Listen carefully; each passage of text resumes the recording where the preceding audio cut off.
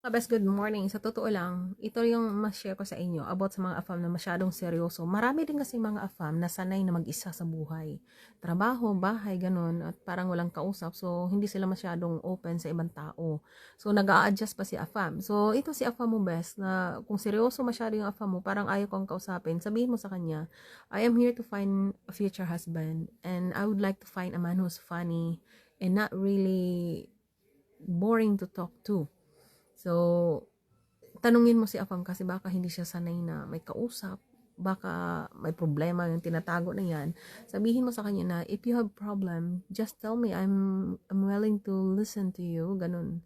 Sabihin mo sa kanya, and I just wanna know, why are you so sad to look at? Why are you so lonely? What are the things that make you happy? Kanang yung tanungin mo, ano yung nagpapasaya sa kanya? Baka hindi siya sanay na may nagtanong sa kanya. And sabihin mo sa kanya, I want to find a man who's funny and who's a man who's willing to be with me for the rest of his life. I'm looking for a serious relationship. Kasi baka si Alpha may gusto lang niya ng may kausap, baka nag-practice lang siya, ano ba dyan. At kung sa palagay niyo naman, sa totoo lang ang gusto niyo sa buhay ay ayaw niyo ng boring na afam, ay ito yung pagkakataon na dahan-dahan mo na wag mo nang kausapin si afam, wag ka na masyado mag-message. Kung seryoso yan, hanapin ka niya.